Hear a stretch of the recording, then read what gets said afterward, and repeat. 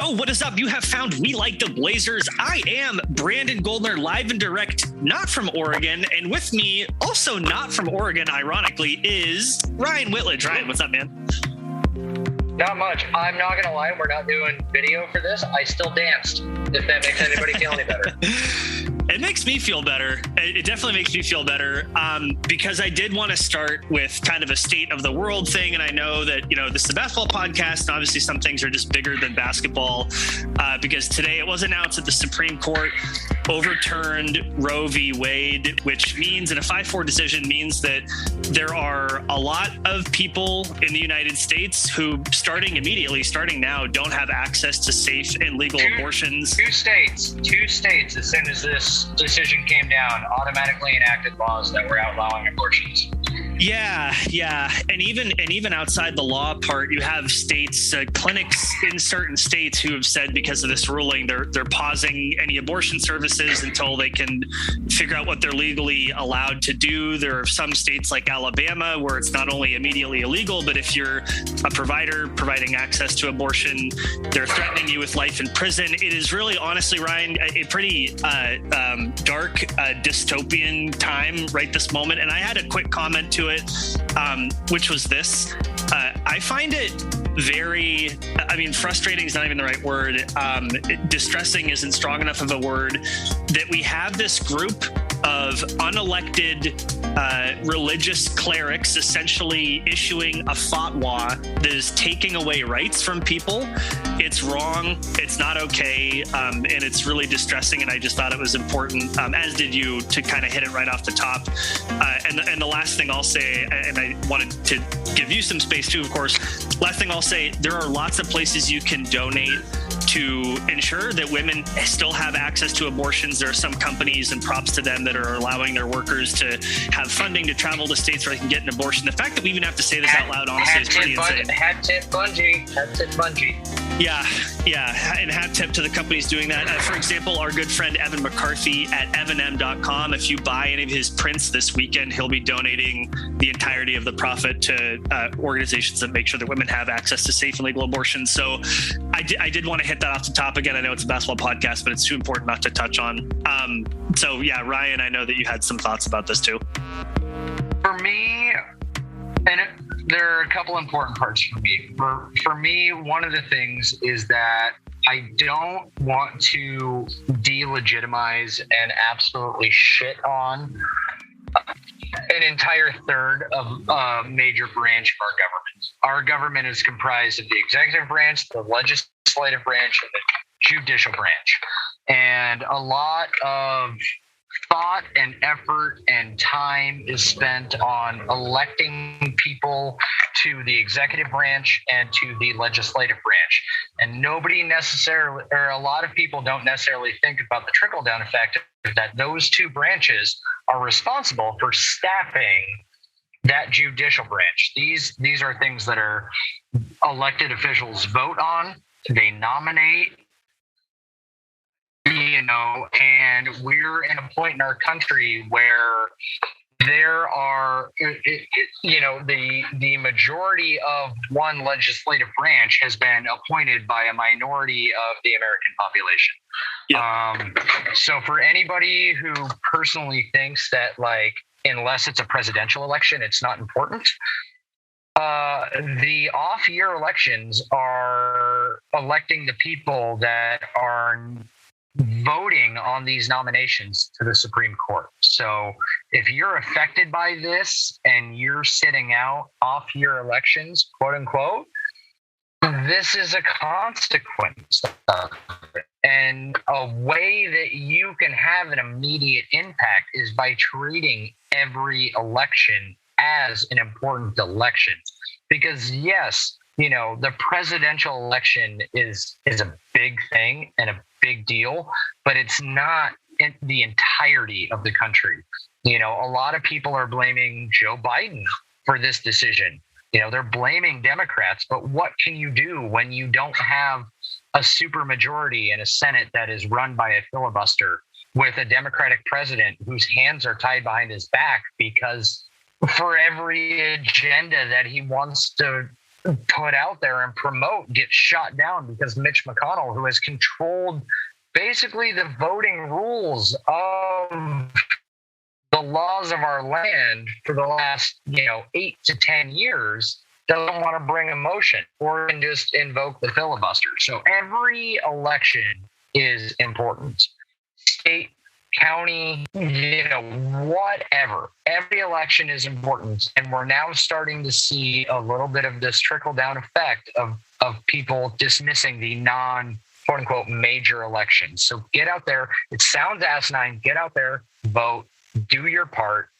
You can't sit back on the sidelines every 2 years and complain that things aren't getting better because you made one vote every 4 years. Yeah, that's my piece. I think it's a great piece. I think you are absolutely correct. Voting is important. I can empathize with there are people who feel that their representatives don't represent them and they don't feel compelled to vote.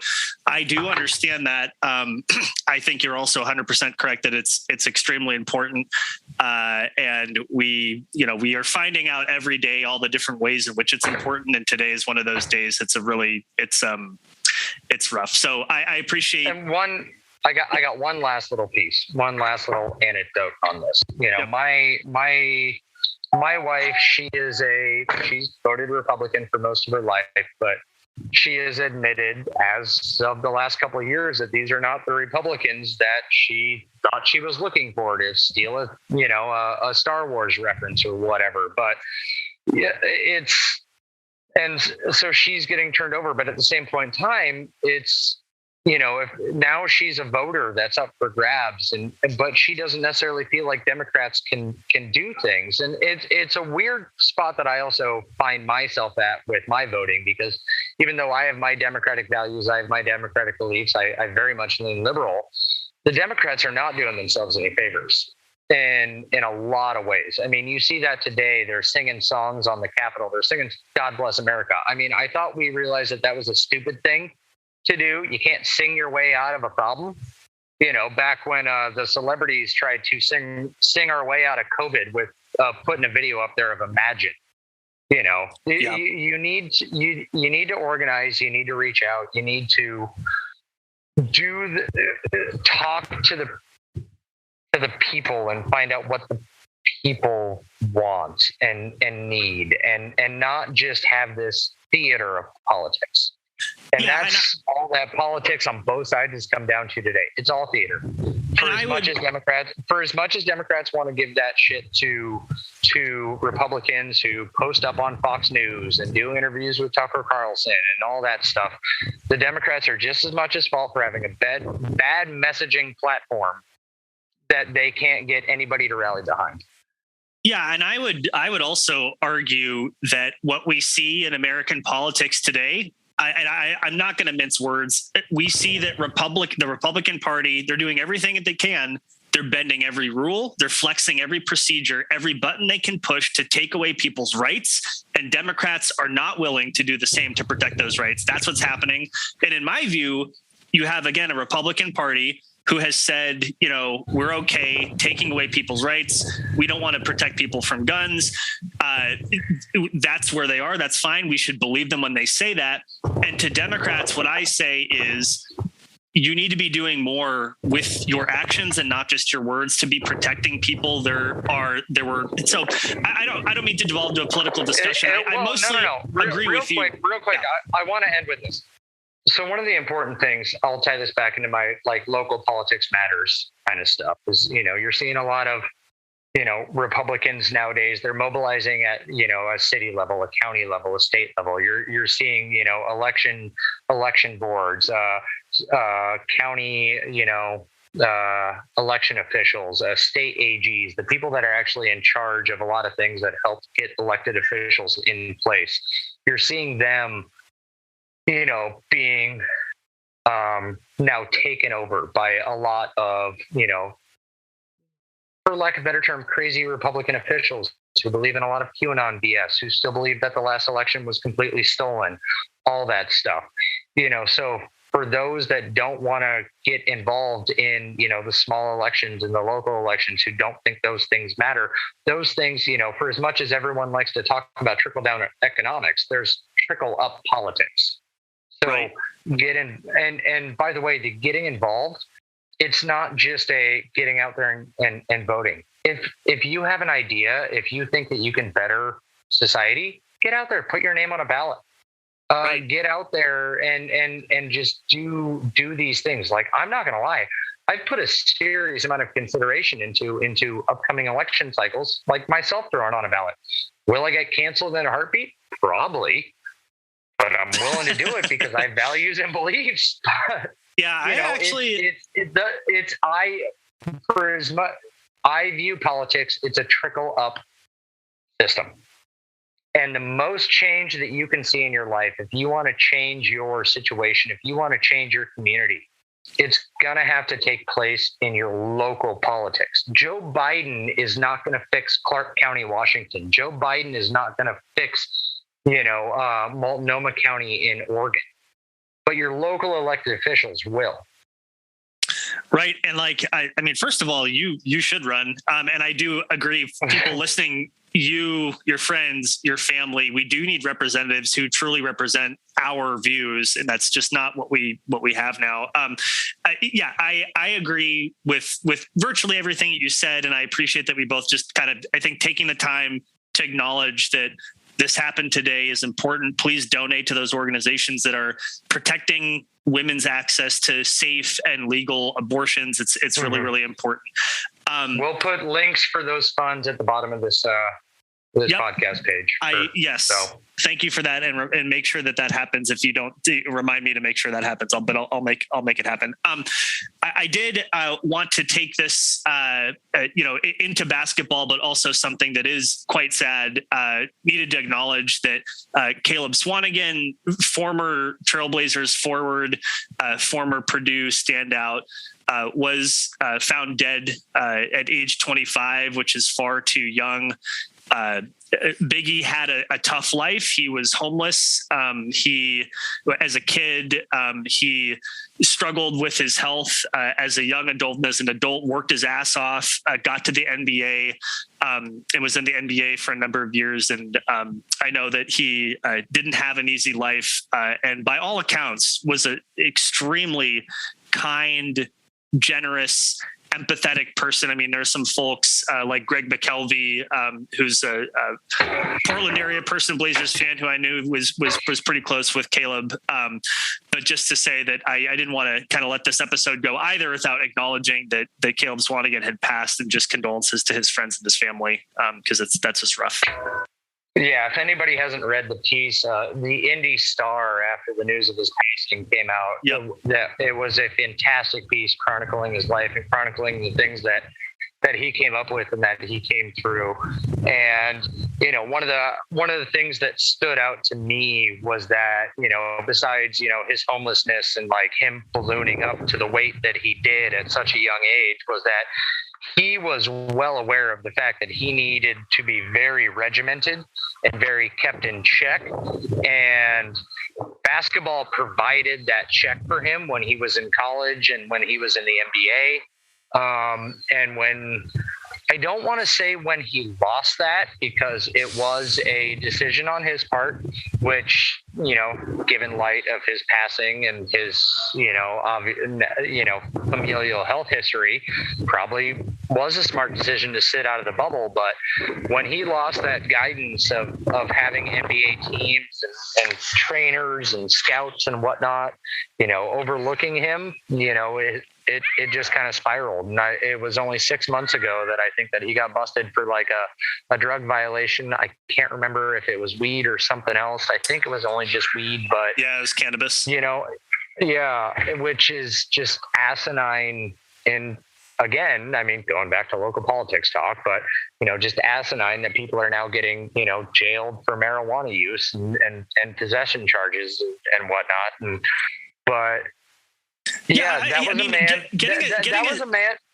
That was a man that knew that he needed to be kept in check and worked to keep himself in check. But one of those things when left to his own devices, he knew it was kind of like the nature of his upbringing would get the better of him. And it's super sad that at 25 years old that he was right. Right. And I think, like, to your point, everybody has a story. Everybody has things that work for them or against them, be they genetic, be they in your upbringing, be they in your current situation. And by all accounts, he was dealt a rough hand through absolutely no fault of his own. And it is rough and it's sad. So did just want to say, rest in peace to Caleb Swanigan there, and forever will be a trailblazer. I hope they find a way to honor him in some way next year, maybe with a patch. I think that would be a classy move.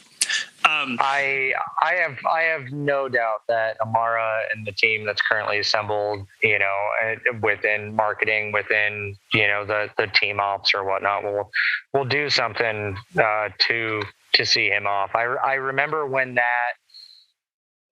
him coming out of jail photo came out after that marijuana charge, and it was him at 400 pounds walking out of either the jail or the courthouse or whatnot. And everybody, I'm not gonna lie, I was an asshole. I think I may have made a snide comment or two, to a few friends about, holy crap, what the heck happened to Biggie? I mean, he's earning that name, one of those kind of things.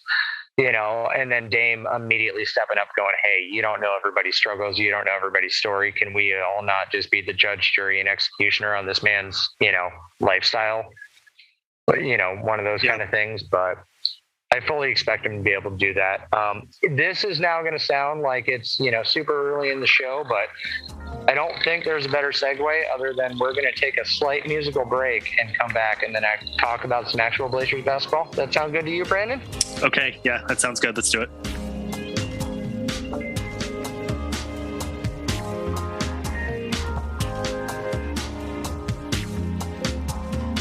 And we're back. And yeah, the one thing, Ryan, about having not recorded for a while is that there is quite a bit of news, basketball related news to get to. We swore up and down before the draft lottery, the last time we recorded, whatever the last episode of us is in your feed, we swore up and down that after the lottery, we would record an episode and we would get on a regular schedule. And here we are now, like 7 weeks later. It's like you said on Twitter, though, that even podcasters do deserve a summer break. And that's what we've done. So, yeah, the Blazers, they got the 7th pick in the draft. We're going to talk about what they did with that draft pick in just a second. But before we do, let's talk about someone who's coming into the Blazers. Jerami Grant was traded from the Pistons to the Blazers. I can hear you clapping in the background, even though I can't see it. I think this is the interesting thing about Jerami Grant, and I'm curious where you want to start, but like the fact that it was rumored for so long that Jerami Grant was going to go to the Blazers that I just assumed it was not going to happen, right? Because, I mean, how often is it that something that's talked about so much actually happens in real life? And it happened. So for me, the big thing with the Jerami Grant trade is that, so this has been rumored since back before the trade deadline. It didn't happen, and then it was, okay, when the season ends, we need New Orleans pick. We need that, wherever it would have fell, like 10 or 11 or whatnot. We need that pick from New Orleans because that's the cost of Jerami Grant. And when that didn't happen, everybody flipped the fuck out and said, well, oh my God, why was Cronin such an idiot?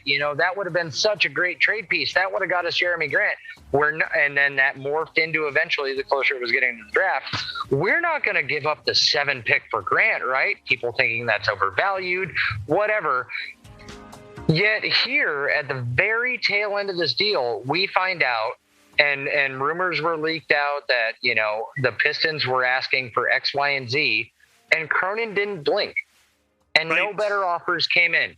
The exact offer that was made pre-trade deadline for Jerami Grant is the exact offer that was consummated here just a few days ago. And Cronin never blinked. He never once balked. He never once freaked out. He never once made a reactionary, all right, fine, here's our next 97 freaking first round picks, whatever. I know that's not trade legal, but still, you get my point. He never once blinked, and Detroit never got a better offer. And they had to settle for now what I'm assuming is a gold-plated Milwaukee Bucks 2025 first-round pick that has since been traded, I think, 2 more times. Right.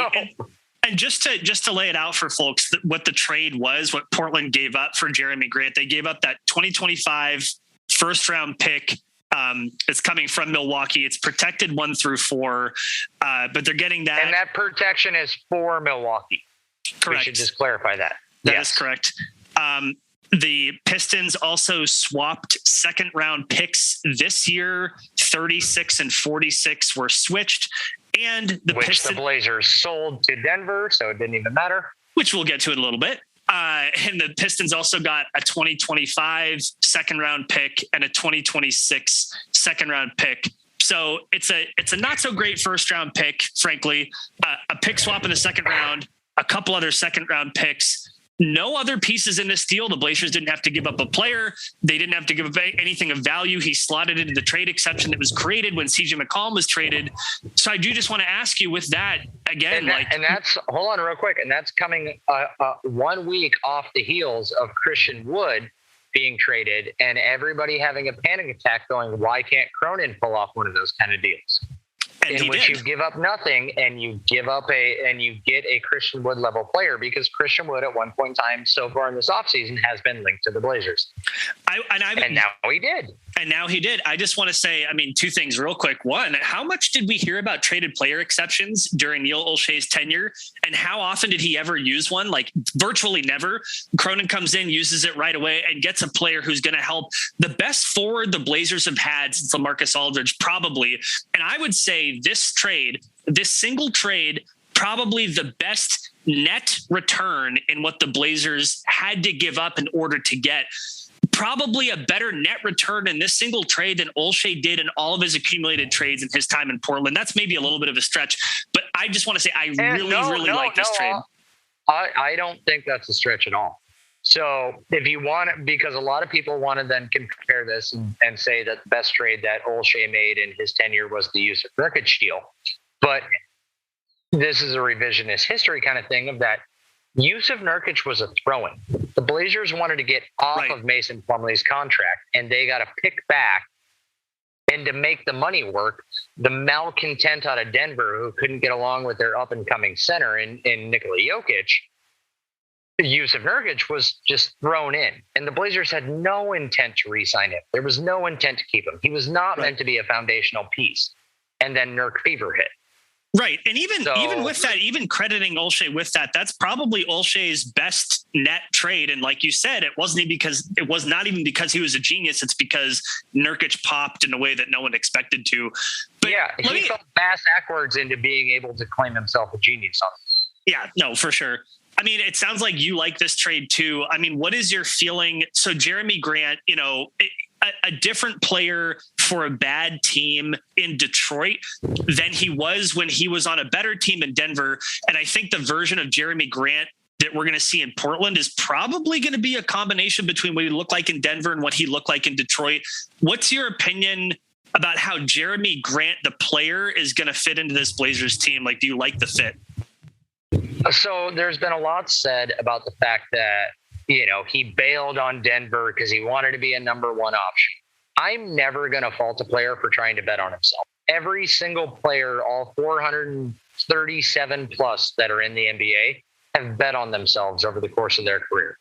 So Jerami Grant was a rising star in Denver. He was a big part of what they did. And when he came up on free agency, he chose to go and test the waters and go to Detroit and see, how it would be if he was a high paid number 1 option. And in Detroit, it's a middling franchise right now. It's been for years, and he put up good numbers. If anybody's expecting him to have the 19.2 scoring and all that stuff when he comes to Portland, the numbers that he put up in Detroit, it's not going to happen. But he is a great player, and I recommend anybody go back and look at how he played on those Denver Nuggets teams. But I'm not going to fault a guy for, he didn't quit on his team when he left Denver. He bet on himself. He wanted to see what he could do in an expanded role. And but he's now at this point in time in his career to where he knows his role, he knows his fate. You think when that stupid little photo of Nurk and Josh Hart and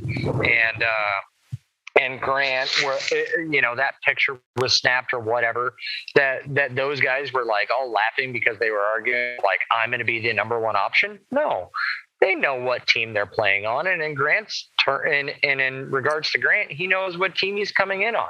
He's going to be a third option behind, right now as the roster stands today. He's going to be a third option behind Dame and Ant. Right. No, absolutely. And this is something that he has now, again, chosen to do.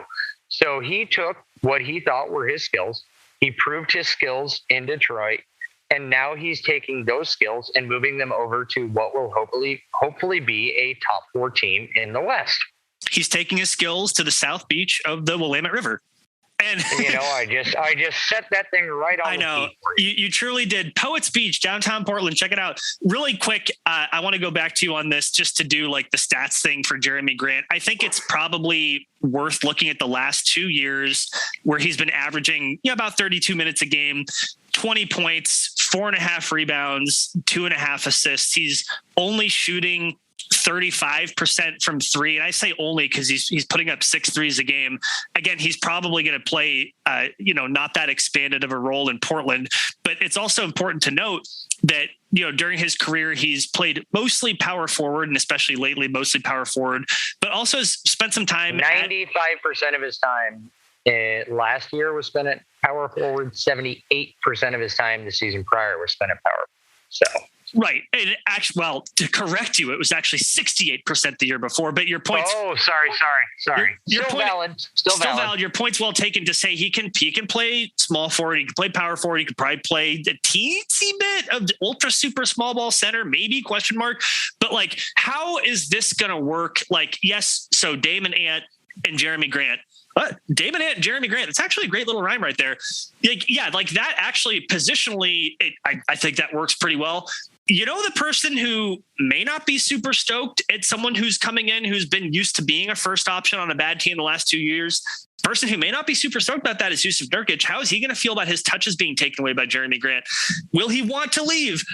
If you know me, you know that I want Nurk to go somewhere else and find his happiness on a different team. But I mean, I'm sort of being facetious, but like, I am kind of curious that now that you have like Dame and Ant obviously being the future, and then Jerami Grant and Nurkic being the 3A and 3B, like, do you foresee any like conflict of like, there's not enough ball to go around? I mean, and not even to say that like Jerami Grant and Nurkic are like these superstars that need to dominate the ball, but I don't know if you have any concerns about that. Do you think the Portland Trailblazers are at a point in the organization in which they should feel comfortable having an argument about how many people can score the basketball and how many people will get touches? Absolutely not. No. And I mean, I really mostly say this as like concerned about Jusuf Nurkic being pissed off because Jerami Grant's going to take touches away from him. If Jusuf Nurkic is an unrestricted free agent, if he signs back here staring at a Damian Lillard, Anthony Simons, and Jerami Grant trio and says, I'm willing to get on board with this,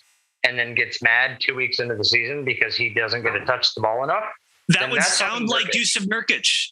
You set that up perfectly. That honestly, Ryan, that would sound like Jusuf Nurkic, wouldn't it? I have a higher level of hope for Jusuf Nurkic than you do in this regard. I'm not going to lie. I think Nurk shot his shot when he came out and said, I need to be a focal point of the offense.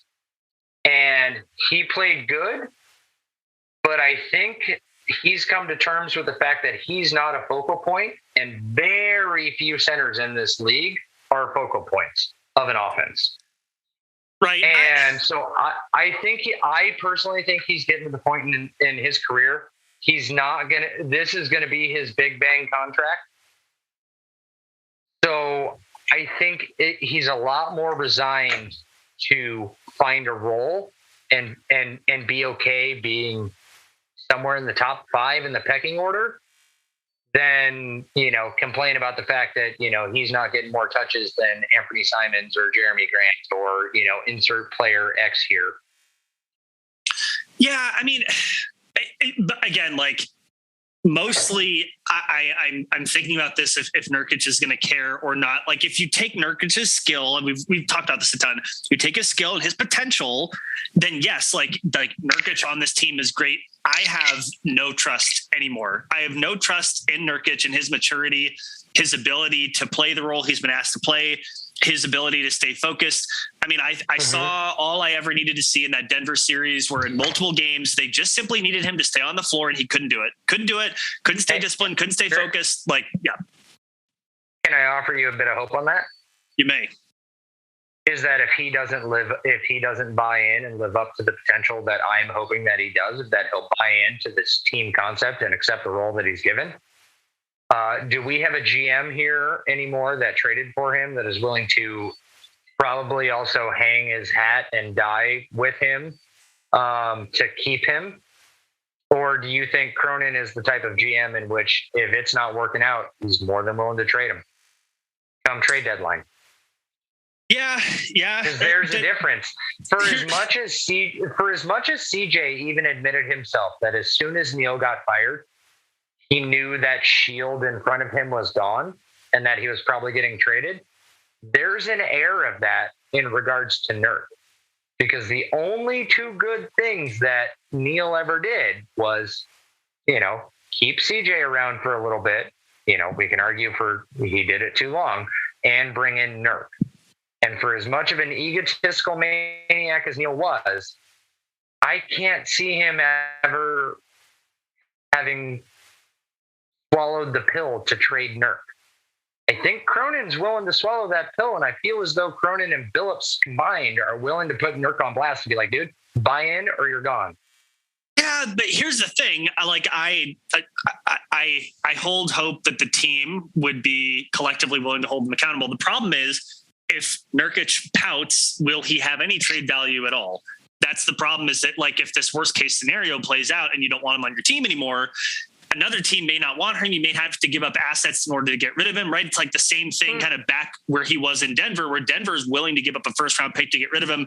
Obviously, he's established himself as an NBA player now in a way that he hadn't years ago. But I think teams would bite, because I think you can run back the tape on that Nurk fever season and be like, great, hey, look, this guy was pouting. He's got, 2.5 years left on his deal, whatever. Here's the kind of player that you can get for that. He's going to be motivated because he's now out of this situation. I think history is a good indicator of what I can't word this correctly. I got it in my head, but history is a good indicator of what you could sell future teams on for Nurk if you needed to trade him. Yeah. I don't know if that makes sense, but that's what I'm trying to say. That's fair. That's fair. Let me ask you one more thing about the Jerami Grant trade. And I mean, we could talk more about it if we want to, but one other angle to this is this, I think, changes how you evaluate the CJ McCollum trade, because essentially what you have at this point is you traded Larry Nance Jr. and CJ McCollum essentially for Josh. And Tony Snell. Everybody forgets Tony Snell. God damn it. No. Don't forget Tony Snell. Listen, apologies to Tony Snell fans all over the world, but yeah, essentially they're called Snell heads. We call ourselves Snell heads. Oh man. Essentially trading CJ and Nance for Josh Hart and Jerami Grant. That's kind of what the score is at this point. Yep. Do you feel any better about the CJ McCollum trade, knowing that it's manifested in this way? And by the way, before you answer, Jerami Grant only has a year left on what is a very reasonable contract.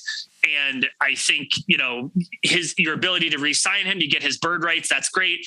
And CJ McCollum, slightly better player than Jerami Grant, different fit with Dame, worse fit. Anthony Simons better player than CJ McCollum's. Opened up room for Anthony Simons, right? CJ McCollum's contract is rough. So what does the CJ McCollum trade look like now that we've gotten Jerami Grant? Again, Nance and CJ for Hart and Grant. I already love the CJ trade, so I'm the wrong person to ask about this. Fair enough. Does it look even better to you now? Yes. And if you're going to allow me a little bit of a runway to go on a mini tangent. Let's go. Blazer fans need to fucking slow their goddamn roll on everything. And I'm going to drop an Olsheism here, but on looking at everything in a vacuum. The Norman Rocco trade was viewed in a vacuum. It was viewed as a failure. Without those, there wouldn't be the certain amount of cap space and flexibility that we have now coming up on free agency. The CJ trade was viewed as a failure in a vacuum because the New Orleans Pelicans made the playoffs. Look, it didn't fucking matter, and you got it for you got that same thing you were hoping to get for a lesser freaking pick. Can we stop being so reactionary about each individual microcosm moves and just hold our freaking horses until August to make an overall evaluation on how this team is doing? No, I refuse. Because I very much feel as though Cronin, in the fan base's mind, has been fired like 9 times and rehired like another 10 in the like 6 months that he's been either interning or having the full-time job on this. Yeah. And there's a vision, there's a plan, and we need to fucking trust it. And we need to just see where the chips fall and how this all before we just either plan the parade or light the tiki torches. Ryan, because I don't think there's a single Blazer fan out there that's willing to listen to the two of us dipshits talk Blazer basketball. They have fallen so far down their podcast feeds, they found us. Speak for yourself, my good sir. I am. But that would have believed the minute that the New Orleans Pelicans made the playoffs that this 2025 Bucks pick could have gotten the same return that they were thinking it would have taken the 10th, 11th, 12th, whatever pick. Right. I think that the trade looks better now in retrospect. I refuse to wait until this whole plan plays out, Ryan, because I need to evaluate every piece of it as it comes and come to a snap judgment and overreact, because that's what I do. And that's why we have a podcast. That's the whole point of having it, is to overreact to stupid stuff. I am going to buy you a puzzle, and I am going to give it to you one piece at a time. And I am going to want a 1,000 word essay on how each individual piece is in that moment. I will say that's what this is like.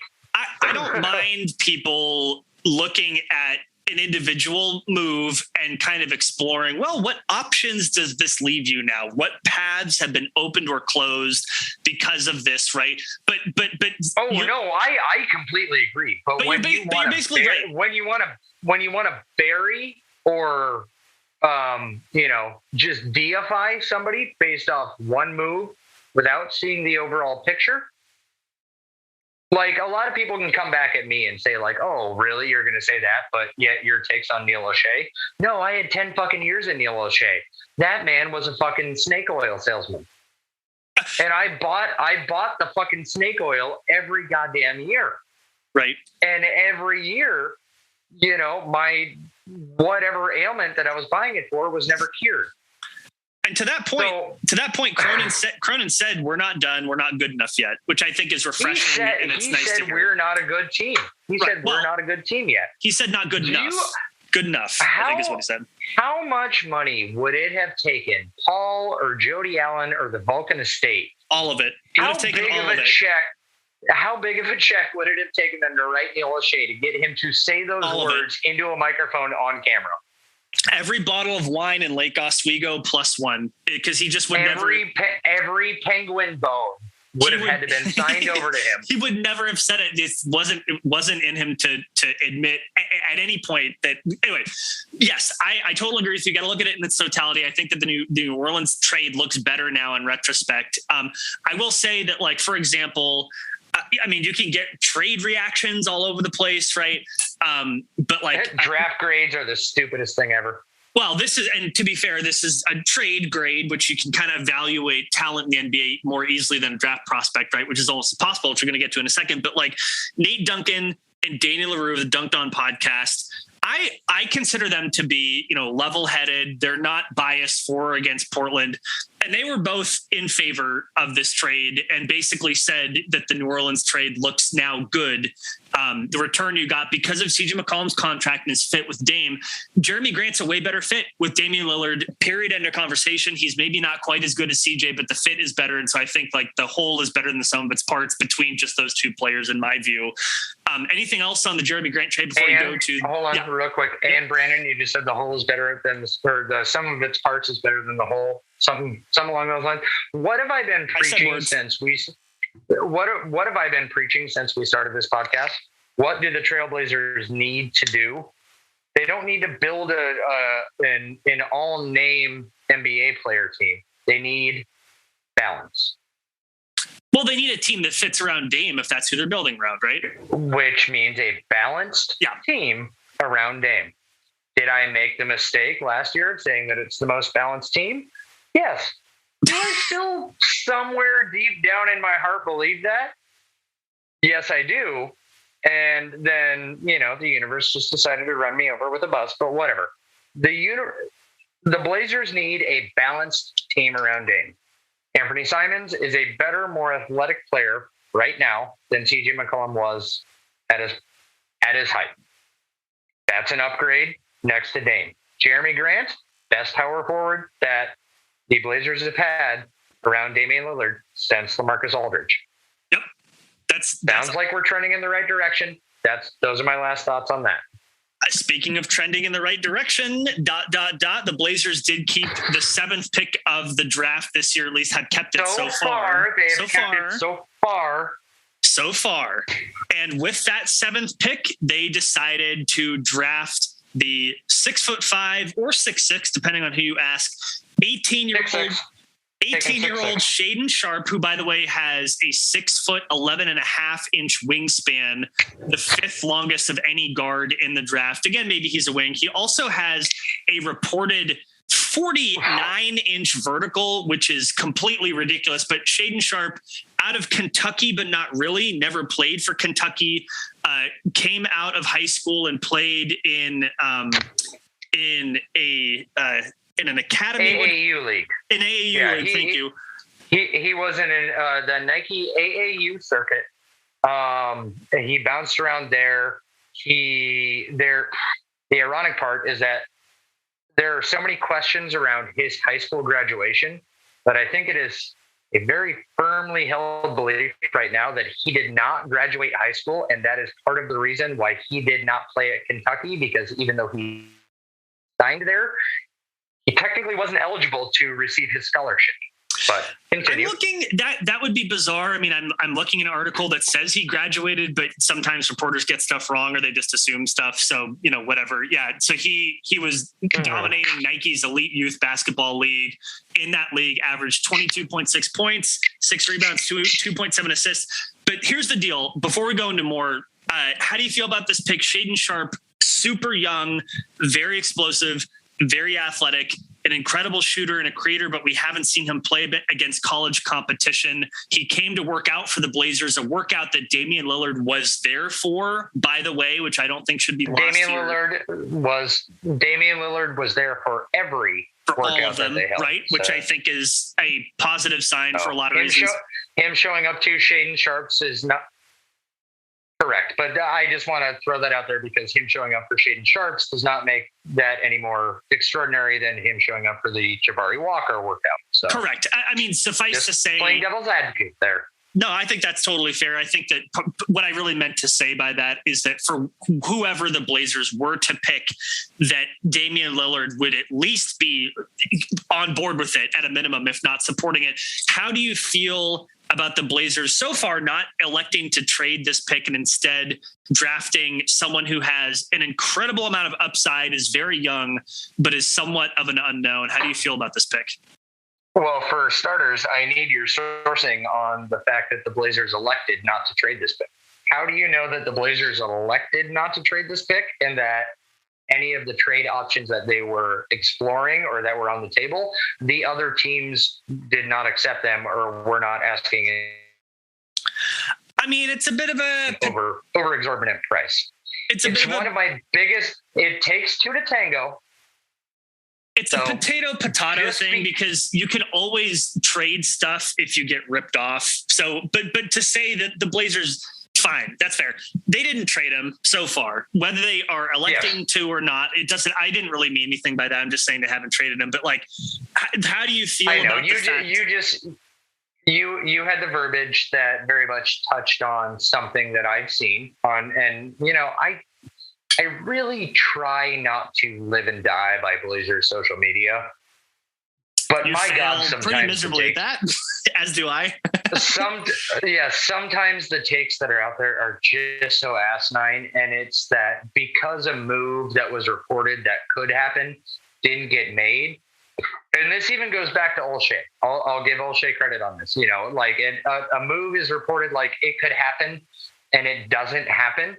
And then all the blame from the local team's fans fall to that local team's GM. That's unfair. That's across all freaking sports. It takes two to tango. Sometimes it takes three to tango. Just because a deal didn't consummate the way that, a reporter had that it was in the works doesn't mean that it's your team that failed to pull the trigger. The other team could have been no. As far as I'm aware is that the OG Anunoby trade, I know Danny Meringue has said this, Mike Rich has said this. I do know some people. I've shot out a couple texts. I've gotten some verification back on this.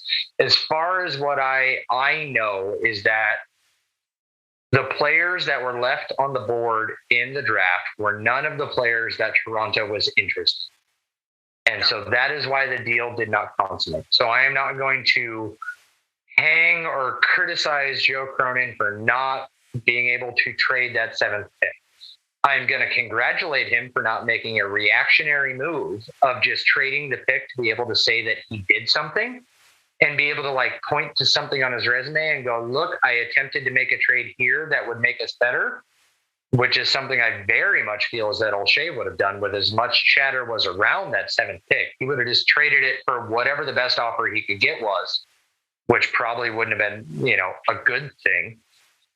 But I'm okay with this. My view on Shaedon Sharpe, I threw out the tweet and I actually screenshotted it, and I've now sent the screenshot off anytime anybody asks me my thoughts and feelings about Shaedon Sharpe, is that I'm not going to have an opinion about a guy that I've never seen play basketball. But I sent you some homework on Twitter, sent you a little video of him playing. Intentionally did not watch it. It's only 90 seconds long, Ryan. You can do it. Exactly. And the minute that I saw that it was only 90 seconds is the minute that I knew that it wasn't worth my time. To be fair, hold on a second. Let me interrupt real quick. Just to say the Blazers do have a history of drafting a certain young player who never played college, and yet we had to go off of his film at IMG Academy. Oh, what's that, Anthony Simons? Pardon me. So there's film of him playing. It's just not him playing at the college level. You can find it. Correct. And how many people lambasted the Trailblazers organization for selecting that little 6'3" guard out of that unknown college who had the audacity to stay there for 4 years? It's so for my thing on Shaedon Sharpe is that there were people in his camp, regardless of his high school graduation status, but there were people in his camp that said, hey, you can be a star. You have the skills. You are NBA ready right now, and you need to do what you can do to get to the finished his high school career early, was a late enrollee in Kentucky, and decided that and this is no different than anybody in NCAA football, electing to not play in a final bowl game or a championship game or whatever to protect their draft stock.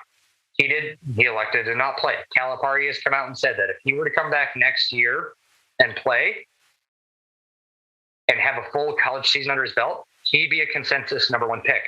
Trust Calipari on that because he literally has nothing to lose in his reputation as he's retiring and saying these statements. Mike Schmidt, who is now the new assistant hold GM. on. No, sorry. Calipari wants to pump up his players. Come on. Even though he didn't play for him. He has a vested interest in correct if he was coming back next year and coaching that team, but he's not. Well, anyway, yeah, it doesn't matter. Mike Schmidt, the Blazers' new assistant GM, tagged along to an insane amount of Kentucky practices to see Shaedon Sharpe and watch this guy dominate the team. He threw up a couple of videos back at his time in ESPN, and a couple of interviews with Shaedon Sharpe talking to the guy, and was very high on him before he got the job with the Blazers, months before he got the job. Like, even there's a couple interviews that he did with him that you could peg was, before maybe the Blazers even interviewed him for an assistant GM spot. So I'm going to take one of the world's best and most renowned scouts, in Mike Schmidt's word. I'm going to take every other draft analysis's take of that. This guy has every physical and skill to be like the next Kobe Bryant and whatnot, outside of the fact that I didn't get a chance to not watch him play college basketball on a random Wednesday night, or, see him occasionally in an NBC or NCAA tournament game when everybody chooses to pay attention. There are so many players in this league that get overlooked because they're not at a Kentucky, they're not at a Duke, they're not at a high profile school, their team doesn't make it far into the tournament, that have been absolute monsters in this freaking league. And one other thing that I have actually gotten into an argument with numerous people about is they're bitching about the fact that, why did we draft a guard? That's fine. He's 6'6". In today's league, 6'6", that's a guard. With a 7 foot wingspan, with a 49-inch vertical, right? Like, I'm just going to purpose pitch this here. Okay. He's not 6'3". Right. But same point in time, how many players can you name off the top of your head? Because I actually looked this list up last night, and the best I could find was just quote unquote notable players. But that grew between their senior year of high school and their junior year of college. That had a growth spurt in that time. And this is the window in which Shaedon Sharpe falls. So he's currently measured at 6'6". Apparently he's a midget at 6'6", but we needed the god of the giant of OG Anunoby at 6'7". So, but how many players can you name that had growth spurts in between that time frame? Anthony Simons. Westbrook grew 7 inches in the 2 years he was at UCLA. Lamar Odom grew 7 inches in his junior year of college. Scottie Pippen grew 7 inches in his junior year of college. Rodman grew 10 inches after he graduated high school. Duncan Robinson grew 6 inches in between his freshman and sophomore year, his sophomore and junior year in college. So, and Giannis Antetokounmpo grew 2.5 inches after he got drafted. I'd love to believe that you just were doing that off the dome and that you're not somehow reading that. That was reading, because I was just reading you a text that I had with numerous people. I'm at this point in time where I'm a copy and paste on that text. No, I think that's completely fair. So, I mean, let me put, so I'm getting from you that you're not quite sure how to feel yet, that you trust Mike Schmitz, who, like you said, was a scout at ESPN for years, really, really highly respected, which is why he got the Blazers did a great hire by taking away his knowledge from the rest of the league. I totally agree. I think that's a fair way to put it. But let me put it to you this way. You have Damian Lillard, who is 32, right? The Blazers have 31, 32. The Blazers have limited options at this point to further improve their team. The 7th pick was one of those, and they haven't traded him yet. Maybe they will. But it looks more unlikely by the day. The more that the team puts out PR and says welcome, it's probably less likely they're going to trade him at this point. And the Blazers opted to draft someone who's, 6'6" with a 7-foot wingspan. So, maybe a wing, maybe a guard, but who is 19 years old, who has no college experience. The only film you have on him is him playing against athletes that are not even college level athletes, right? So do you fundamentally agree with the Blazers drafting this kind of a player for where Dame is in his career timeline? What does Dame's age have to do with this? He only has so many years of time Steph left. Curry's 34 years old and just carried a underperforming Klay Thompson and an absolute no-show Draymond Green to a championship and won an NBA Finals.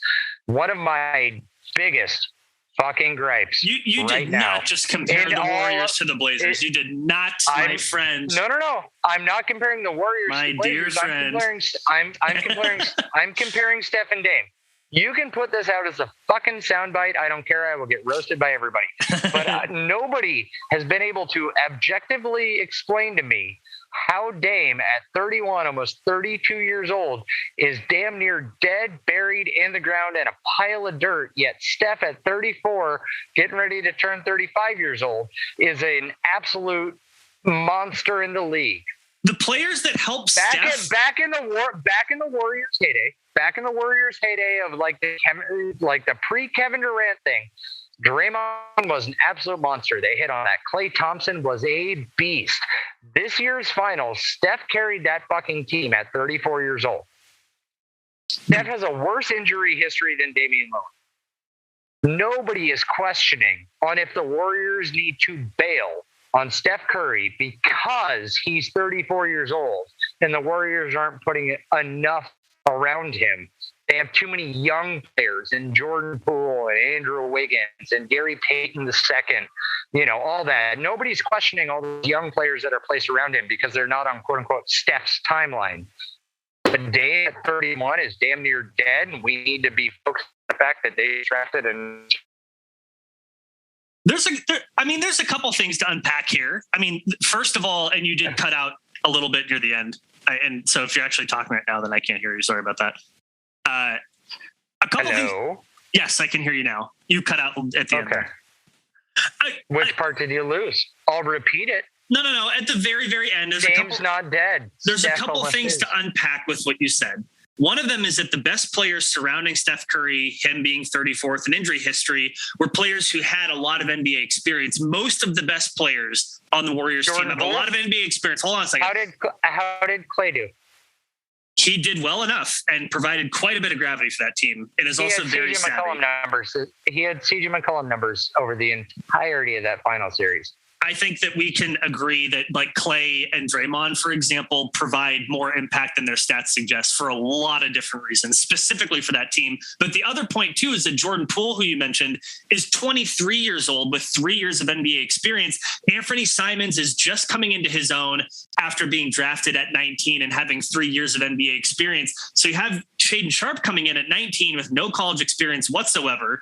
And, is he going to contribute year 1, year 2, year 3? At that point, Dame is how old? 34, 35.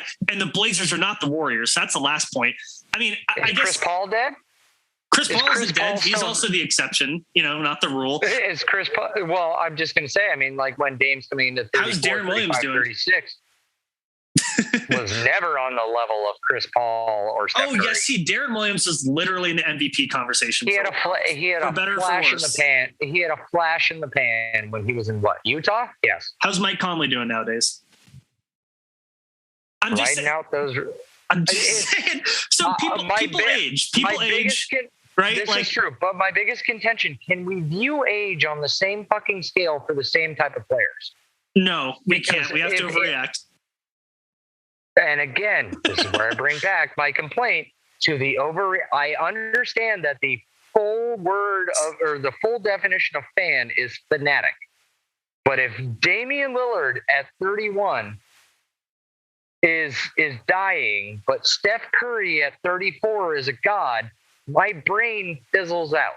Steph Curry's not going to get any better. And what they did this year, they looked vulnerable, right? They won. They were really good. They won the title. There's, all credit to them. And Steph was amazing. But, he's nearing the end of the peak of his powers, as Damian Lillard may or may not be. He's nearing his end at 34, as opposed to we're trying to have a conversation about Dame nearing his end at 31. No, we're not. That's not what I said. My brain is dead.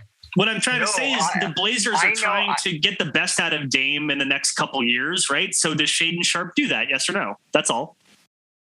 Shaedon Sharpe could turn into a Jordan Poole type player for the Blazers.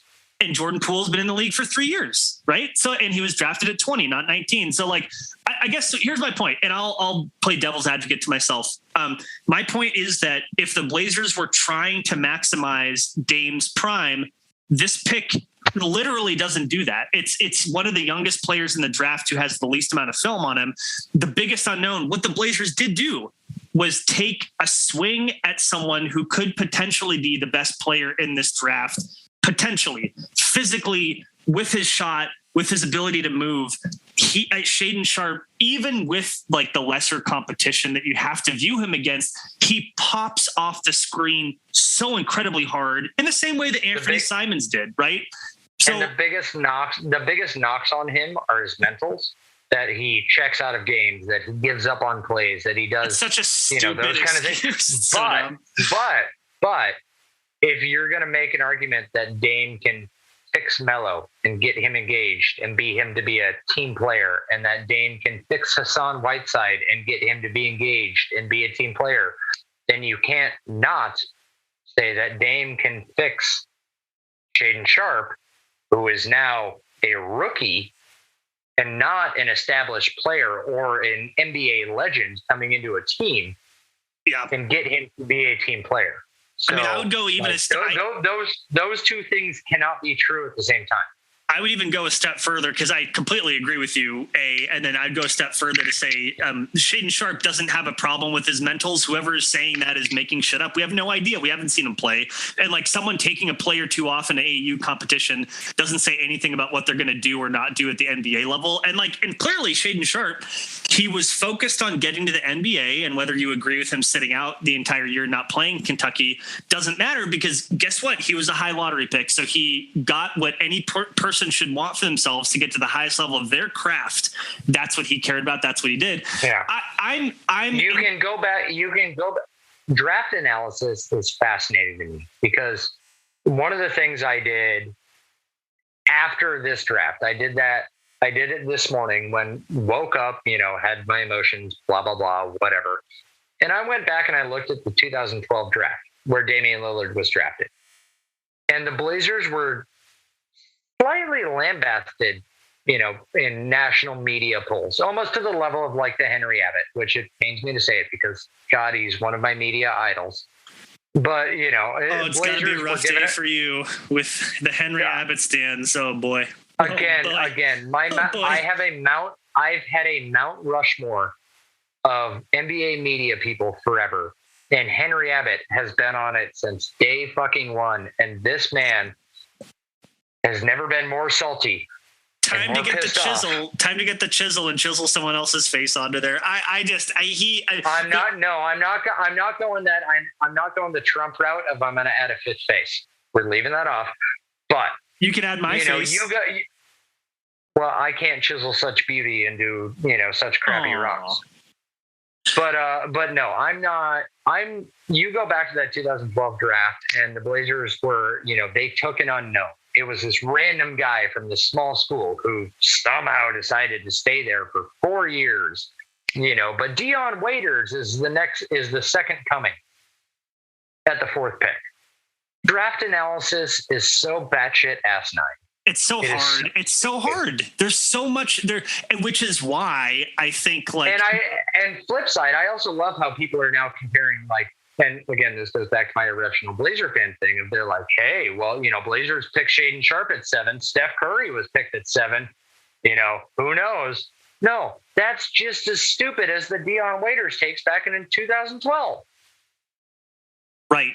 It's, to be fair, trying to analyze players, how they're going to play in the NBA is incredibly difficult work, which is why not very many people do it. The people who are good at it, for example, Mike Schmitz, get jobs in front offices at the age of 32. By the way, also you kind of look like him. So if you ever want to do like doppelganger, like sneak into the Rose Garden, you could probably just say, "Yeah, Mike Schmitz." But I've actually DM'd him about trying to get him on the podcast here a little in sometime before the season starts, and I'm making some slight progress on that front. So we will definitely video that, and I request that my face be next to his face. Done.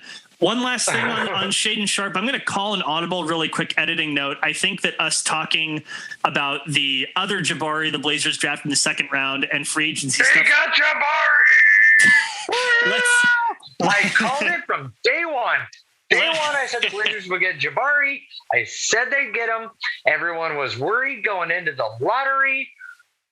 That's all I'm going to say. You'll have plenty of time to gloat. I have all the receipts. I got all the texts, all the tweets. They're all screenshotted. All as I said was that the Blazers would end up with Jabari. I never put a last name on it, but they got Jabari. Gotta love those loopholes. I want to leave people wanting more. So we have a lot to talk about. Plus, Summer League starts at the beginning of July. Teams have contracts. I won't be down there for the first time in 3 years. I'm so sad. Oh, I'm sorry. That sucks. I could have given you live reports. That's a bummer. We are missing out there. Flip side, I think you and I should make a plan to next year's Summer League. I think we should. I think I'd be down. I think as long as I'm not in New Zealand at that point. we can share a queen bed and cuddle. Oh my God. Well, now you've really sold me on it. But so we have other stuff to talk about, Blazers second round pick, other things in a different episode, but I want to end it on Shaedon Sharpe because I do think it's important. It's a franchise altering moment, I think. And so for all that I've said about Dame's prime, you may be surprised to hear me say how much I liked this pick because to me, the Blazers, when you get to make a swing, a very high upside, high risk pick with the seventh pick, that means that the potential upside is incredibly high, which it is with Shaedon Sharpe. And again, if you watch video of him, I know that it's against players that most of them are never going to be in the NBA. The way that he pops off of the screen, his shot looks so incredibly smooth, really fundamentally sound mechanics, a duplicable shot. It's so much fun to watch him play.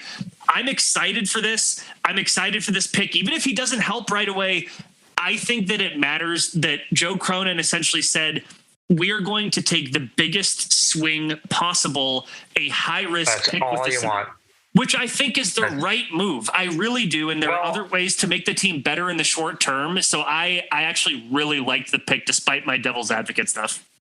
So I'll end my stance on this, is that this organization has been burned by trying to draft positions of need over the best player available. Sam Bowie. We skipped on Michael Jordan because we didn't need him. We skipped on Kevin Durant because we didn't need him. They're littered throughout our franchise's history is that we have avoided the best player available and taken a position of need. AJ Griffin fell down to 16, right, to the Atlanta Hawks. I thought for sure with him still on the board and the fact that he's a small forward, in college terms, just a forward, that the Blazers were going to take him. They didn't. I was amazed. This is, as you said, a giant swing. This current iteration of Blazers basketball that we're all used to over the last decade was not willing to take swings and try to hit it out of the park. TBD on if they did with this pick, but they're trying. They're putting the power, they're putting the effort behind this swing. That's all you can ask for. The other thing that I have to say about this is that, again, I hope that anybody who's listening to this just adopts my theory of that. Stop looking at the moves in the microcosms. I know this is an Olsheism, but just wait until August. We need to see how this team pans out. There is still a $6 million trade exception out there. There is still a $3.2 million trade exception out there. There is still a $10.2 million mid-level exception out there. There is still a $19 million, as it stands right now, Eric Bledsoe contract out there. There is still a $19 million bird rights option for Joe Ingles out there. There are tons of moves for this team to make and tons of assets that they have to move around. And if you could have told me weeks ago that Kevin Durant and Kyrie Irving were going to suddenly become unhappy in Brooklyn, I would have called you crazy. But now they are. And so there are going to be teams that are going to be clamoring to clear cap space to try to land these players, that are going to have to give up Cam Johnsons, that are going to have to give up, some Jay Crowders. Sorry to pick on Phoenix Suns, but just, players of consequence that the Blazers need, that they have options to help facilitate these trades, these sign-in trades, whatever. So I know it's really hard to sit here in the end of June and try to view the moves that the team has made right now as being solid moves as opposed to just okay moves. But the NBA is fucking crazy. Things move around. Rudy Gobert's on the move. I never thought that OG Anunoby would be a player that the Blazers could be targeting.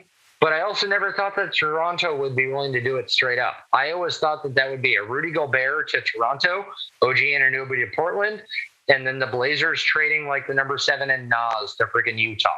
That's how I always saw that deal coming down. So when you listen to people say like, oh, well, why would Toronto do that? Or why would this team do that? There are other options out there. Give it time. Judge it in August. I think that's a completely fair take. And we will be back before August for sure. Again, we got Summer League. There will be other trades. There's free agency. There's stuff to get into. Ryan, before we break, anything else you want to leave people with? Vote in your local elections. Get out. Make an impact in your community. If you feel as though that you're smarter than the people on the ballot, then put yourself on the damn ballot. Stop having overreactions to Blazer trades. Stop having overreactions to minuscule Blazer moves. Wait till you get the full picture.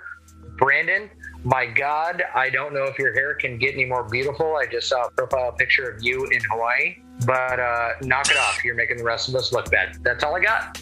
Man, Hawaii does things. So we're having a good time here. And if you want to have a good time with us, you can always do that at WeLikeTheBlazers.com, at LikeTheBlazers on Twitter. I'm at GoldnerPDX. He is the Witty Ryan again on Twitter. Also, by the way, really quick, Sheriff of PDX, our friend Seth, is going to be beginning those Twitter spaces again. Ryan, you should be there. We had one yesterday. I kind of popped in not knowing what was happening. It was super, super fun. I was so angry at Blazers Twitter. I was going to get out. It would have just been old man yelling at clouds. Well, you'll be there next time. It's super, super fun. And that's pretty much it. Yeah, I will have more. Ryan, I appreciate you. Appreciate you all for listening. And until next time, go Blazers. Go Blazers.